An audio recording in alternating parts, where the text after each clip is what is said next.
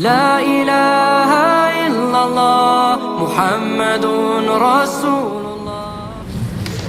السلام عليكم ورحمة الله وبركاته. الحمد لله الذي أرسل الرسول بالهدى ودين الحق ليظهره على دين كله وكفى بالله عليما.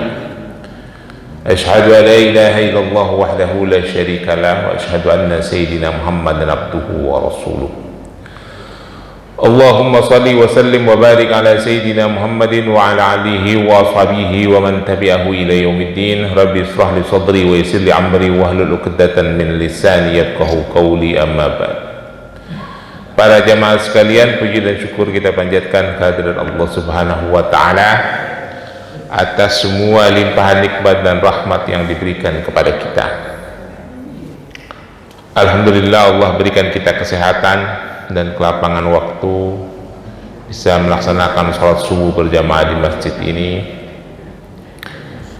memperpanjang itikaf mengikuti kajian ilmu yang insya Allah memperkaya pengetahuan kita dan memperbaiki amaliyah-amaliyah kita.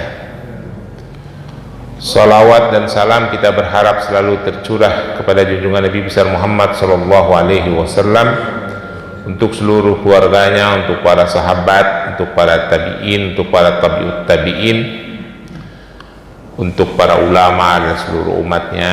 Insyaallah kita yang ada di masjid ini bersama keluarga kita di rumah adalah umat Rasulullah yang akan mendapatkan syafaat di yaumul akhir nanti.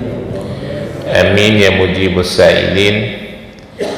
Para jamaah, pagi ini kita akan membahas kitab Sunan Abu Daud, yang sebelumnya kita beberapa kali membahas kitab Sunan Ibnu Majah jilid 1 dan 2. Kitabnya seperti ini ya. Kitab Sunan Abu Daud itu menurut para ulama hadis kitab yang memiliki derajat kesohihan hadis-hadisnya nomor ketiga setelah Bukhari, Muslim, lalu Abu Daud. Setelah Abu Daud ada Nasa'i, ada Tirmizi, ada yang berikut-berikutnya, Ibnu Majah, dan ada Musnad Imam Ahmad, ada Ad-Darimi dan lain-lain ya. Wallahu a'lam bishawab. Klasifikasinya seperti itu, tapi kita baca saja kitabnya. Bab yang akan kita kaji kali ini adalah sesuai dengan pertanyaan DKM kemarin kepada saya mengenai shaf salat. Sebenarnya ini sudah kita bahas dulu, tapi kita kaji lagi. Babnya adalah babul taswiyatus sufuf, bab tentang kerapian shaf salat berjamaah ya. Masjid At-Taubah ini hari-hari ini sedang diliputi dengan keberkahan. Jadi shafnya kalau sholat Jumat itu sampai tumpah-tumpah keluar ya. Jadi ada beberapa jamaah yang mempertanyakan mengenai kerapian shaf ya. DKM bertanya bagaimana hukumnya. Sekarang kita kaji hadis-hadisnya Pak. Dengan kita kaji hadis-hadisnya, kita tahu hukum merapikan shaf pada saat sholat berjamaah ya. Jadi tidak saling bertanya-tanya lagi. Nah, para jamaah sekalian, seperti halnya kita memahami asbabun nuzul pada ayat-ayat Al-Quran. Untuk ayat-ayat yang ada asbabun nuzulnya ya, ada juga yang tidak, sebagian besar tidak ada.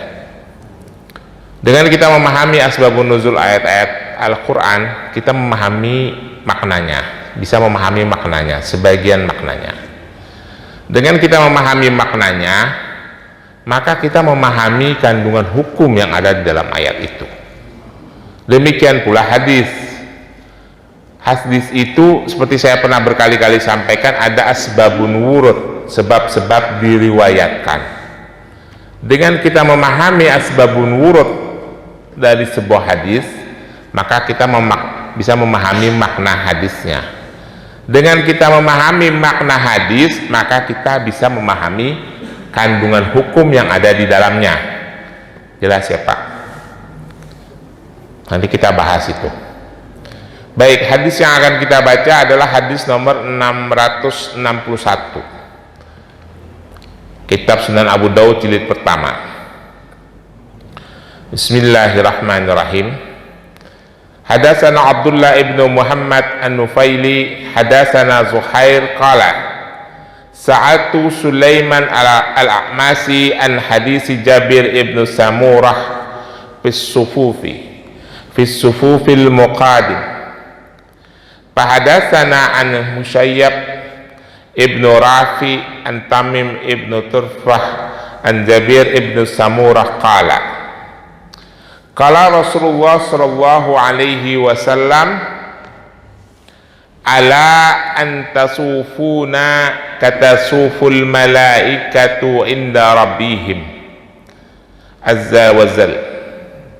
Qulna wa kaifa tasuful malaikatu inda rabbihim qala yutimuna sufufa muqaddam wa yatarasuna fis sufufi.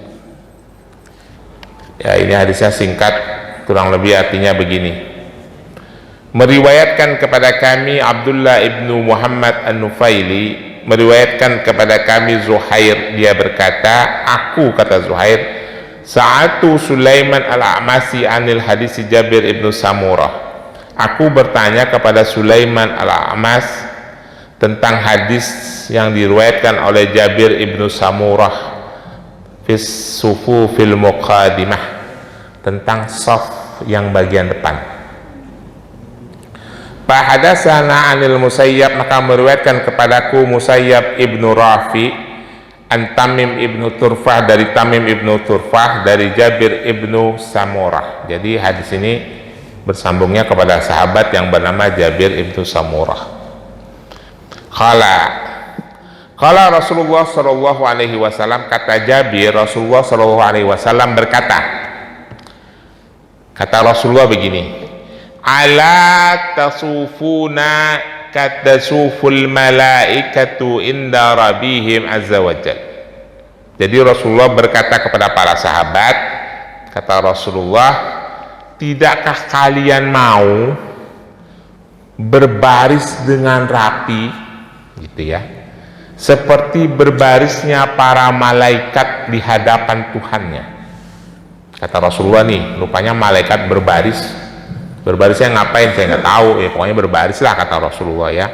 Saya nggak pernah lihat itu malaikat baris, cuman bacain hadisnya aja.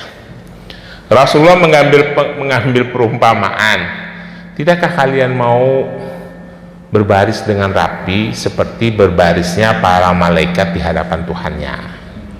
Qulna, lalu kami berkata, wa kaifa tasuful malaikatu inda rabbihim ya Rasulullah, emang bagaimana sih berbarisnya para malaikat di hadapan Tuhannya ya Rasulullah? Qala, Rasulullah berkata, yutimuna sufufal muqaddam wa yatarasuna fis sufuf. Kalau kalian mau melihat malaikat itu berbaris rapi di hadapan Tuhannya, mungkin dalam keadaan berzikir atau apalah ya, maka maksudnya kalau kalian ingin seperti gitu ya, seperti berbaris rapinya berbaris para malaikat di hadapan Tuhannya, yutimuna sufuf muqaddam wa yatarasuna fis sufuf, berbaris, sempurnakanlah sop sholat kalian pada sop awal, sop depan. Yang belakang enggak, yang belakang juga disempurnain nanti baca hadisnya. Wa yatarasuna fis sufuf, dan rapatkanlah sop-sop kalian ya. Jadi kalau orang sholat berjamaah merapatkan sop bagian depan dan merapatkannya, menyempurnakan sop dan merapatkannya, kata Rasulullah, itu seperti berbarisnya para malaikat di hadapan Tuhannya. Maksudnya adalah dengan menyempurnakan shaf kita pada saat sholat berjamaah, itu menunjukkan kepatuhan dan ketawaduan kita sebagai seorang hamba ketika kita sedang melaksanakan kewajiban sholat 5 waktu. Nah, ukuran paling tinggi dalam semua risalah-risalah hadis maupun ayat Al-Quran, ukuran paling sempurna, paling tinggi ketawaduan hamba kepada Khaliknya itu adalah para malaikat. Ya, semua hadis menceritakan itu. Ada malaikat yang kerjaannya bertasbih, ada malaikat yang kerjaannya bersujud, tidak pernah membantah. Ayat-ayat Al-Quran pun mengatakan begitu. Ya, jadi selalu ukuran ketawaduan dan kepatuhan hamba kepada Khalik, pada penciptanya, adalah para malaikat. Maka Rasulullah memberikan gambaran kesempurnaan sempurna dalam pengabdian, dalam beribadah kepada sang Khalik itu adalah beribadahnya para malaikat. Jadi kalau kita menyempurnakan shaf kita pada saat sholat, maka itu seperti kesempurnaan berbarisnya para malaikat ketika dia sedang beribadah kepada Tuhannya. Nanti ada pertanyaan lagi, emang malaikat sholat seperti manusia? Tidak, tapi malaikat bertasbih dan berzikir. Caranya saya tidak tahu, hanya literasi hadis yang menyampaikan, tapi persis detailnya tidak pernah ada keterangan lebih lanjut. Kira-kira seperti itu. Ya, itulah gambaran Rasulullah tentang keharusan kita untuk menyempurnakan yutimuna sufuf muqaddam wa yatarasuna fis sufuf, dan merapatkan shaf. Rapatnya seperti apa? Nanti ada kajian lebih dalam. Baik, kita baca hadis berikutnya. Hadis nomor 662. Hadatsana Utsman ibnu Abi Syaibah, hadatsana Waqi an Zakariyah ibnu Abi Zaidah an Abil Qasim al-Jadali qala sami'tu Nu'man ibnu Basir yaqulu aqbalu Rasulullah sallallahu alaihi wasallam 'alan nas biwajhihi faqala aqimu sufufakum salasan wallahi la tuqimuna sufufakum aw la yughallifana aw yukhallifana Allahu baina qulubikum. Qala fara'aitu rajulu yalzaqul mankibahu bimankibi sahibihi. Nah, ini bagian yang penting ya Pak, ini perlu diperhatikan supaya tidak ada pertanyaan dan kebingungan. Fara'aitu rajulu yalzaqu mankibahu bimankibi sahibihi wa rukbatuhu birukbihi sahibihi wa ka'bahu bika'bihi. 3 itu ya, penting ya. Kira-kira artinya begini. Meriwayatkan kepada kami Utsman ibnu Abi Syaibah, meriwayatkan kepada kami Waqi dari Zakaria ibnu Abi Zaidah dari Abil Qasim al-Jadali, dia berkata, aku mendengar sami'tu Nu'man ibnu Basir yaqul, aku berkata, aku mendengar sahabat Nu'man ibnu Basir berkata, aqbalu Rasulullah sallallahu alaihi wasallam 'alan nasi wa biwajhihi faqala, Rasulullah aqbalu menghadap ala nas kepada manusia, maksudnya menghadap kepada para jamaahnya ketika beliau sholat. Faqala, lalu Rasulullah berkata, aqimu sufufakum, tegakkan. Kalau tadi yutimuna, kadang katanya pakai atimu, kadang pakai aqimu. Aqimu sufufakum, tegakkan shaf kalian.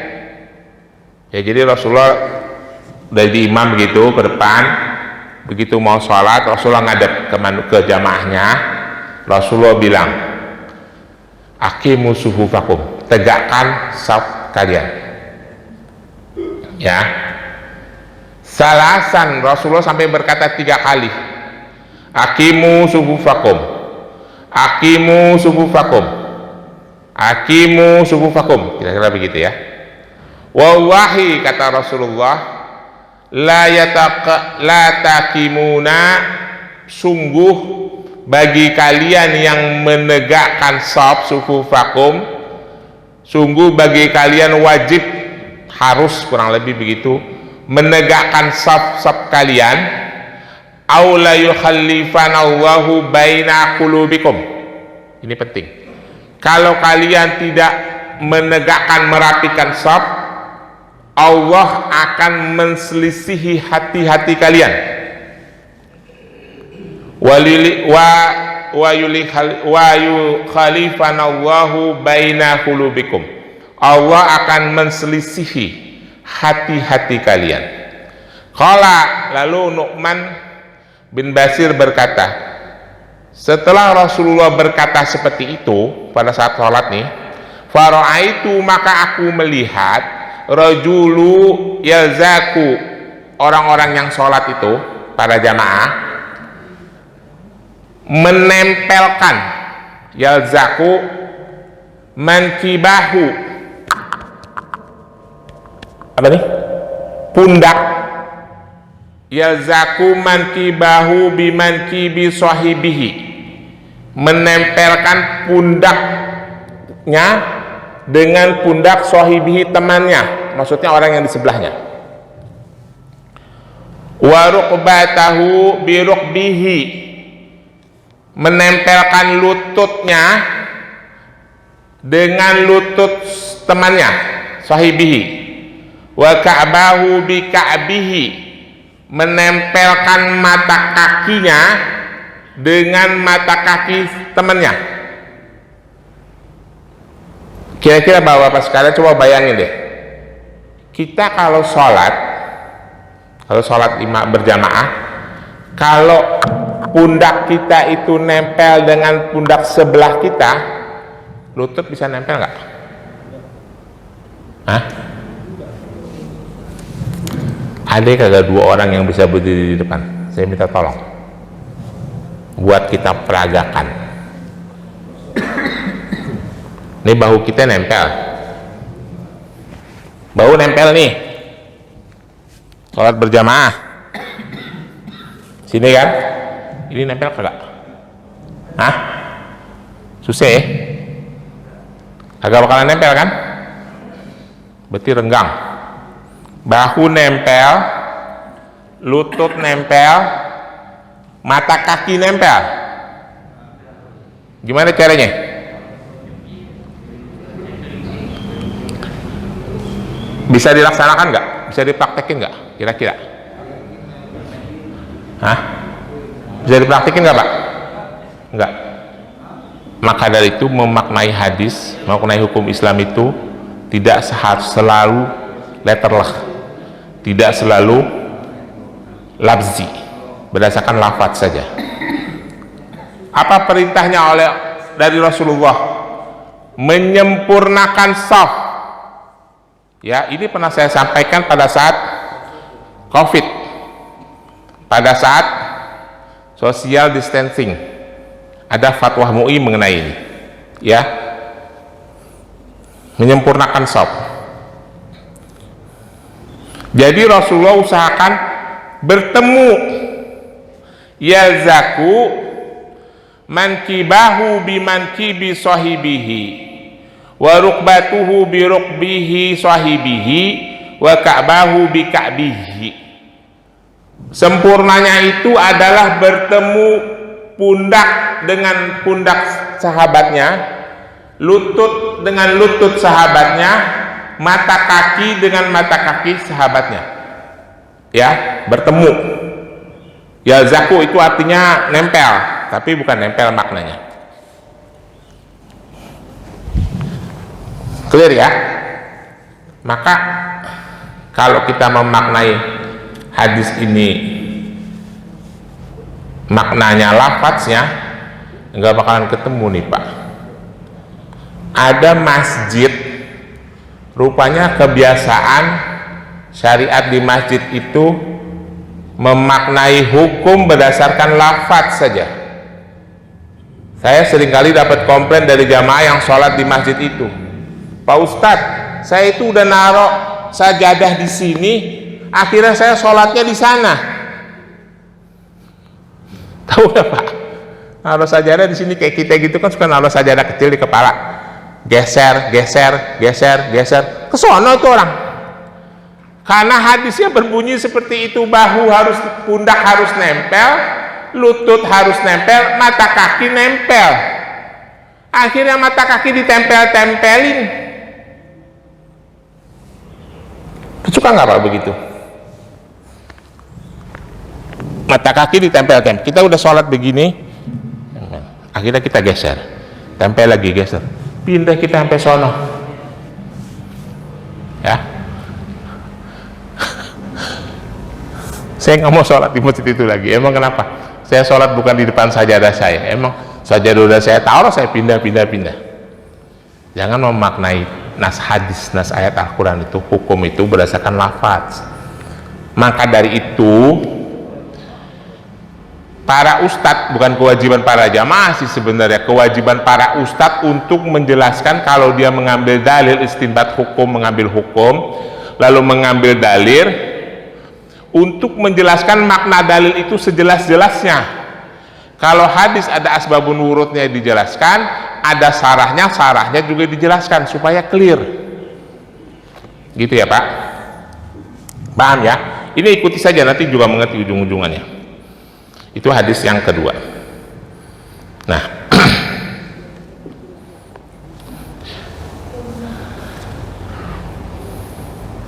hadis yang ketiga, hadis nomor 663. Hadatsana Musa ibnu Ismail, hadatsana Hammad ibnu Simak ibnu Harbin qala sami'tu Nu'man ibnu Bashir yaqul kana Nabi sallallahu alaihi wasallam yasuwaina fi sufufi kama yaqumu qidhun hatta idza dhana an qad akhadna dhalika anhu faqahna aqulu dhata yawm biwajh aqbalu dhata yawm biwajhihi idza rajulu muntabidu bisudrihi faqala la tasawna sufufakum aw la yakhallifana Allahu baina wajhikum. Nah, ini bagian yang penting ya Pak.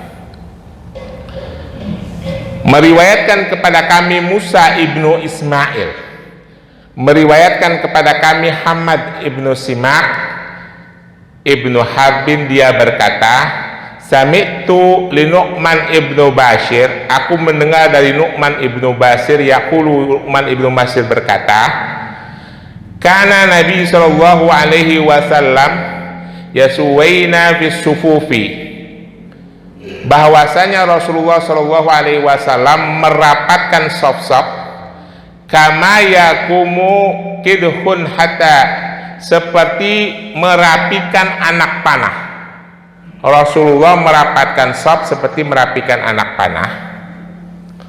Hatta idza dhana an qad aqazna dzalika anhu wa faqahna akbalu dzata yawmi wajhihi idza rajulu muntabidus bisodrihi. Nah, jadi Rasulullah menduga, oh udah rapi nih sob, tapi Rasulullah selalu balik setiap mau jadi imam, dilihat menurut pemahaman Rasulullah kayaknya udah rapi, lalu Rasulullah memastikan balik, aqbalu dzata yaum biwajhi, Rasulullah balik menghadap kepada jamaah, idza rajulu muntabidu bisudrihi. Nah, ini masalahnya. Rasulullah menjumpai salah satu jamaah muntabidu bisudrihi, sudur itu artinya dada, orang yang memajukan dadanya, membusungkan dadanya. Ya. Inilah penyebab keluarnya hadis-hadis yang mengatakan sempurnakan saf kalian, ratakan saf kalian. Kenapa? Karena ada jamaah yang selalu menselisihi posisinya dibanding jamaah lainnya. Faqala latasawna sufufakum aw la yakhalifanallahu baina wajhikum. Kalau kalian tidak merapatkan saf-saf kalian, menyempurnakan saf-saf kalian, maka Allah akan menselisihi wajah-wajah kalian, maksudnya menselisihi diri-diri kalian. Jadi asbabun nurutnya nih yang saya mau sampaikan. Pahami ya ini dengan baik ya, supaya tidak ada perdebatan. Ketika Islam datang ke kota Madinah, umat Islam sudah mulai banyak.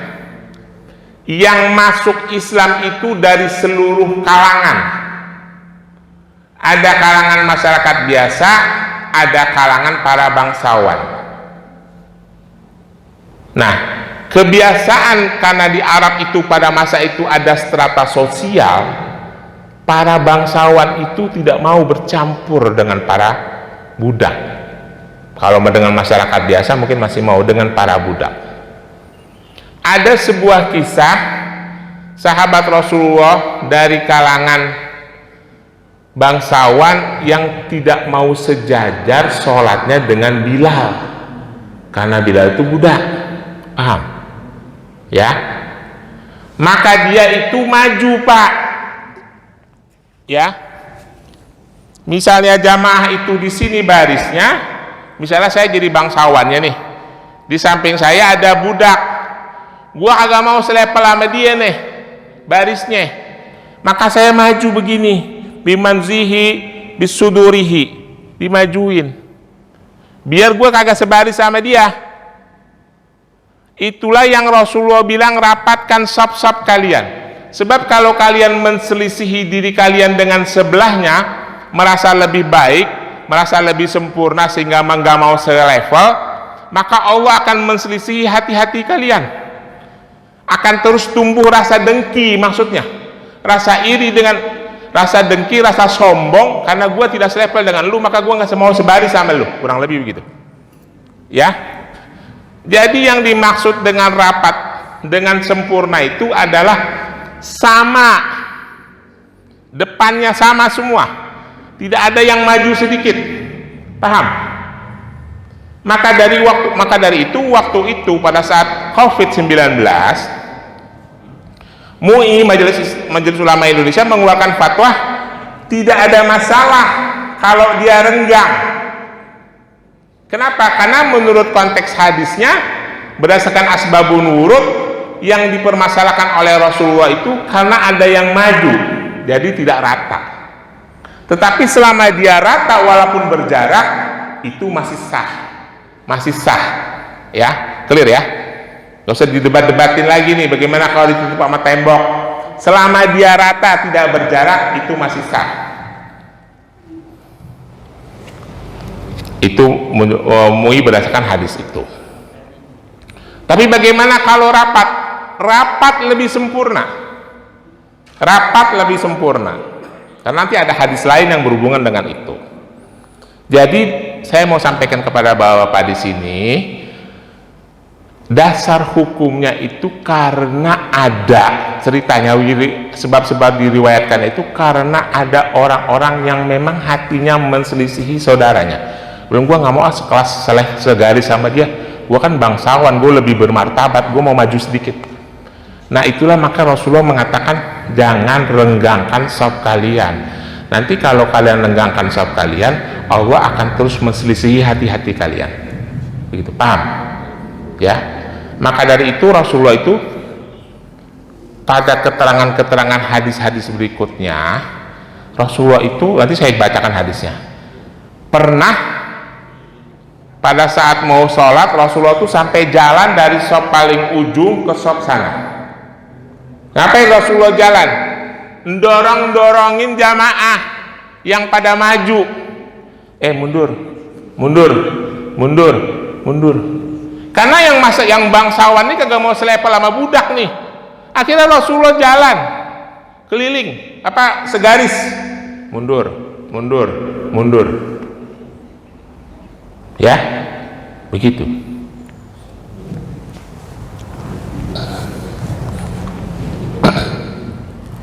Jadi dasar asbabun nurutnya seperti itu. Karena ada orang yang merasa lebih baik. Sama halnya dengan isbal. Isbal, Pak, tahu isbal? Isbal itu kan saya pernah jelasin ada kali 10 kali di Masjid At-Taubah ini. Orang yang gamisnya nyengser. Wa isbal wa idharakum. Nyengser gamisnya atau kain sarungnya. Maka Rasulullah mengatakan orang yang gamisnya, kainnya, celananya nyengser itu dia sombong. Langsung para ustadz dan para jamaah ikut-ikutan semuanya. Melewati mata kaki sombong. Kagak paham asbabun nurut. Abu Bakar sama Utsman juga melewati mata kaki. Apalagi Utsman perutnya gendut. Suka kedodoran. Kalau saya bagaimana? Kau bukan bagian yang sombong, kata Rasulullah. Jadi sombongnya seperti apa? Pokoknya asal isbal sombong, asal isbal sombong. Repot amat, Pak. Karena tidak memahami asbabun nurut.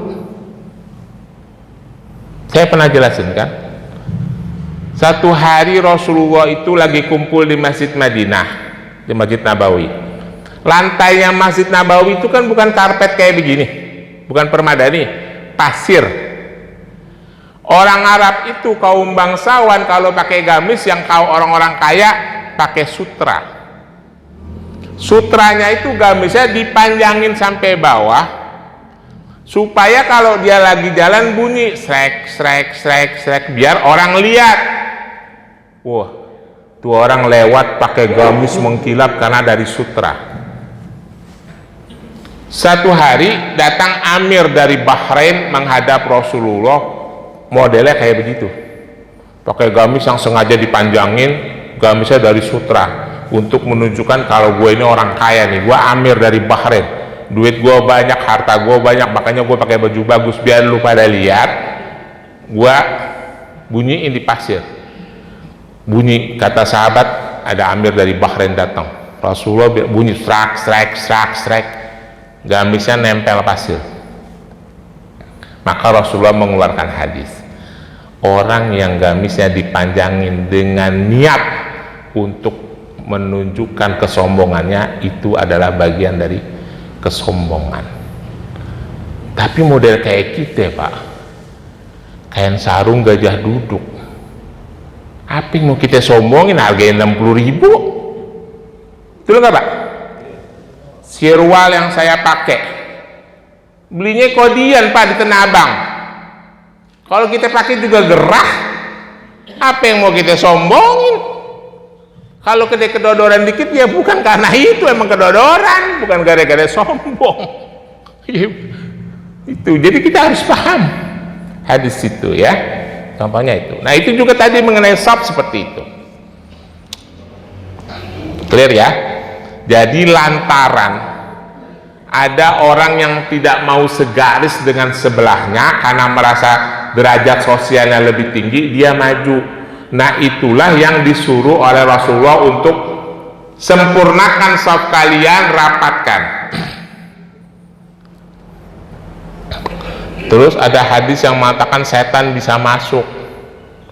Udah gitu ada ustadz lagi yang niatnya mungkin bercanda tapi salah penjelasan juga.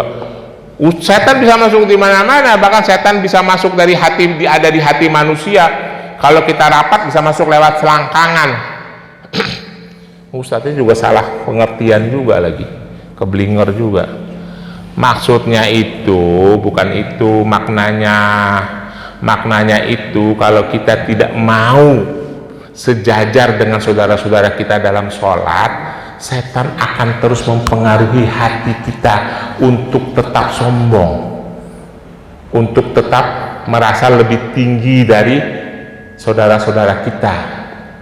Itu maksudnya, setan masuk ke dalam hati, bukan setan masuk ke sela-sela saf. Itu ya. Jelas ya Pak? Kayaknya makanan udah nyampe. Dikit lagi kita tutup. Nah, selanjutnya hadis yang berikutnya.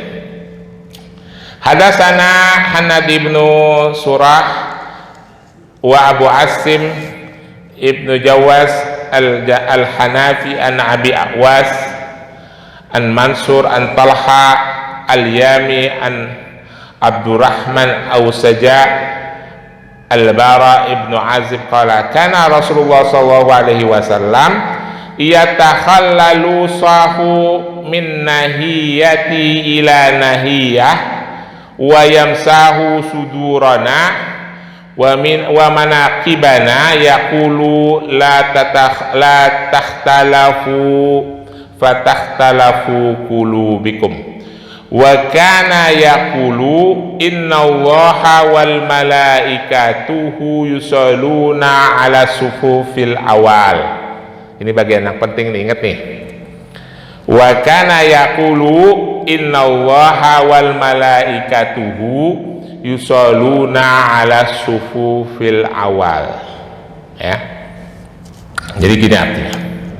Meriwayatkan kepada kami Hanad ibnu Surah dari Abu Asim ibnu Jawaz al-Hanafi, dari Abi Awas, dari Mansur, dari Talha al-Yami, dari Abdurrahman ibnu Awsaja, dari Al-Bara ibnu Azib qala. Al-Bara ibnu Azib berkata, karena Rasulullah sallallahu alaihi wasallam, bahwasanya Rasulullah sallallahu alaihi wasallam yatakhallalu sufufa min nahiyati ila nahiyah, sesungguhnya Rasulullah sallallahu alaihi wasallam masuk ke celah-celah saf.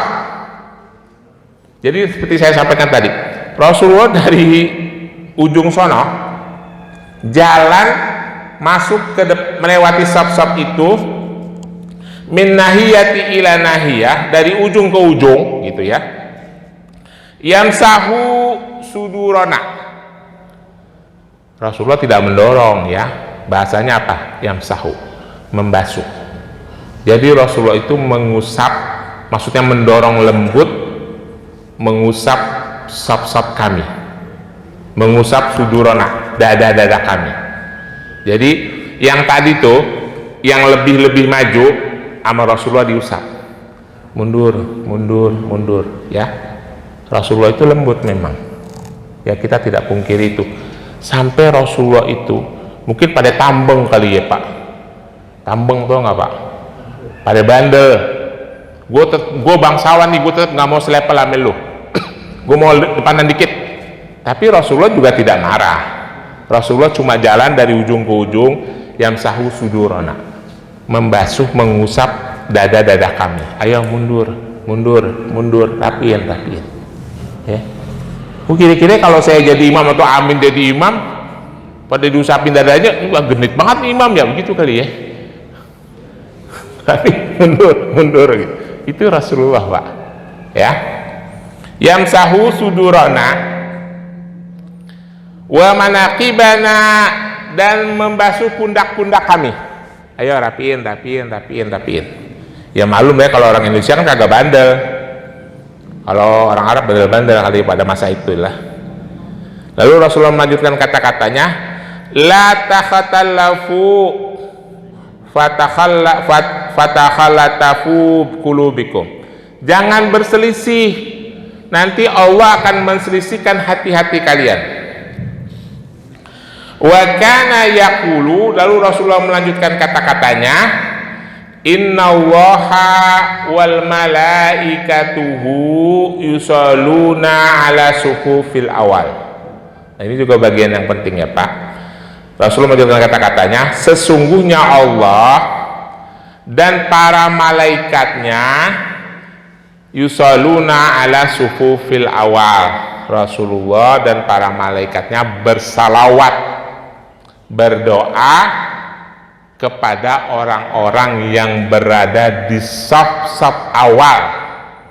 Ya, oke, kalau sholat itu usahakan ada di saf awal, biar disalawatkan oleh Allah dan para malaikatnya. Kata hadis ini bukan kata saya. Bener nggak Pak? Ya tanya sama yang nulis, sama yang ngomong. Saya mau bagian bacain aja. Hadisnya sahih ini. Berarti benar. Allah Subhanahu wa taala dan para malaikatnya bersolawat. Yusholuna ala sufufil awali. Bersolawat kepada orang-orang yang berada di saf-saf awal. Nah, terus bagaimana caranya? Kalau di depan kita ada yang tidak sejajar, atau di samping kita, bukan di depan, di samping kita ada yang tidak sejajar, kita memberikan ruang kepada saudara-saudara kita yang ingin sholat berjamaah untuk bisa berjamaah semaksimal mungkin dan merapitkan shaf. Ini ada hadisnya. Hadis berikutnya adalah hadis 666. Hadatsana Iyas ibnu Ibrahim al-Ghafiqi, hadatsana ibnu Wahab, wa hadatsana Kutaibah ibnu Sa'id, hadatsana Lais wa hadasi ibnu Wahab al-Asimi an Muawiyah ibnu Salih an Abi Zuhra an Abi Zahariyah an Kasir ibnu Murah an Abdullah ibnu Umar qala Kutaibah qala an Abi Zahariyah an Abi Sajarah lam yazkur ibnu Umar ana Rasulullah sallallahu alaihi wasallam qala aqimu sufufa wahadu baina manakib. Kata Rasulullah begini, tegakkan saf-saf kalian, wahadul bainal manakib, dan sejajarkan pundak-pundak kalian. Itu yang saya sampaikan tadi, jangan ada yang lebih maju, ya, sejajarkan pundak-pundak kalian. Wasudul khalilu, dan tutup celah. Nah, karena sudah bicaranya tutup celah, maknanya adalah merapatkan, ya. Jadi kesempurnaan itu adalah sejajar dan rapat. Saya ulangi ya, sejajar dan rapat. Waliyanu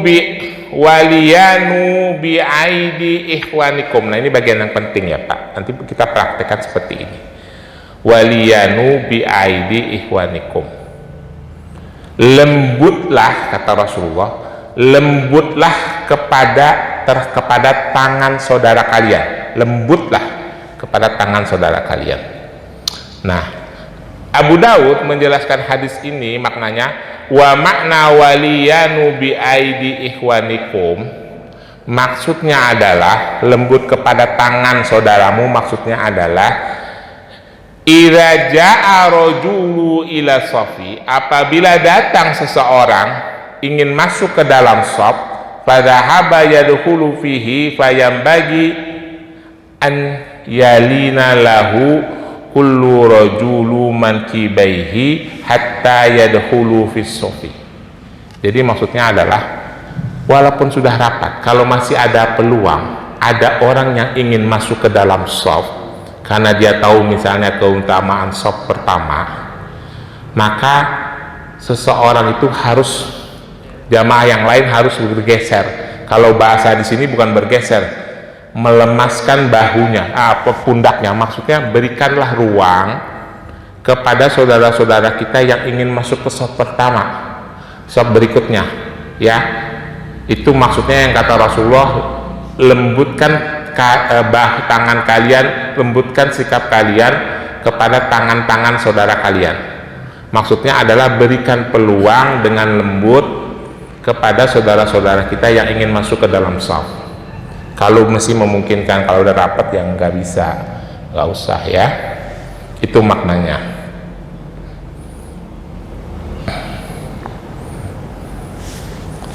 Lalu dalam hadis berikutnya Rasulullah mengatakan, rasu sufufakum wa qaribu bainaha, rapatkan shaf kalian dan dekatkan di antaranya.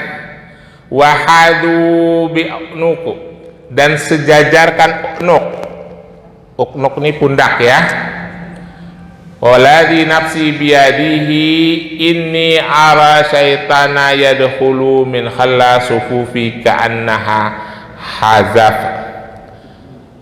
Setan itu bisa masuk di antara saf-saf, itu yang saya jelasin tadi ya, bukan maksudnya secara fisik. Nah, satu hal nih Pak yang kita harus mengerti ya Pak, ada sebuah hadis yang kita harus mengerti bersama ini ya, supaya kita maklum gitu. Ada hadis yang begini-begininya. Anna Rasulullah Shallallahu Alaihi Wasallam qala, bahwasanya Rasulullah Shallallahu Alaihi Wasallam berkata, atimu sufufal muqaddam, sempurnakan saf awal, sempurnakan saf awal ya. Tsumma alladzi yalunahu, lalu saf berikutnya famakana min naqsi falyakun fi suful muakhar. Kalau sampai, ini penting ya untuk pengurus masjid mengawasi ini, menjalankan ini. Famakana min taqsi, kalau sampai sop itu ada kekurangan, maksudnya sop itu tidak bisa disempurnakan sesuai syariat, falyakun fi sufil muakhar, sebaiknya sop itu ditaruh paling belakang. Bapak ngerti nggak makna hadis ini Pak? Ngerti gak Pak? Praktek hari-harinya gimana Pak? Rasulullah menyuruh kita menyempurnakan sop pertama, lalu sop berikutnya. Kalau sampai dengan satu kejadian sop itu tidak menjadi sempurna, rapat dan lurus, sebaiknya taruh di belakang. Ngerti gak Pak? Apa? Di At-Taubah itu selalu terjadi Pak, setiap saat, terutama sholat Jumat. Ada yang sholat sambil duduk. Ini saya bukan tendensius, bicaranya sama ini sesuai hukum aja. Kalau ada yang sholat sambil duduk menyebabkan shaf tidak sempurna, maka yang sambil duduk itu sebaiknya di belakang. Ngerti? DKM ngerti? Jadi kalau ada yang duduk, suruh duduk di belakang, bukan di depan, di pinggir atau di belakang, muakhir, bagian akhir. Kok bisa jadi nggak sempurna Pak Ustadz? Iya, karena sempurna tadi apa? Tadi sempurna apa? Pundak ketemu pundak, mata kaki, lutut ketemu lutut, mata kaki ketemu mata kaki. Sekarang kalau ada sop yang sambil duduk, pundak ketemu pundak apa tidak? Enggak. Jadi kalau harus dengan keadaan tidak sempurna menurut hadis, taruh aja di belakang. Karena kita pengen sop kita depan ini sempurna menurut syariat. Jelas ya Pak? Saya kira itu urusan sop mensop supaya kita mempunyai pemahaman yang sama. Kalau ada pertanyaan saya persilakan. Ada pertanyaan? Kalau tidak ada kita tutup. Billahi taufiq wal hidayah. Wassalamualaikum warahmatullahi wabarakatuh.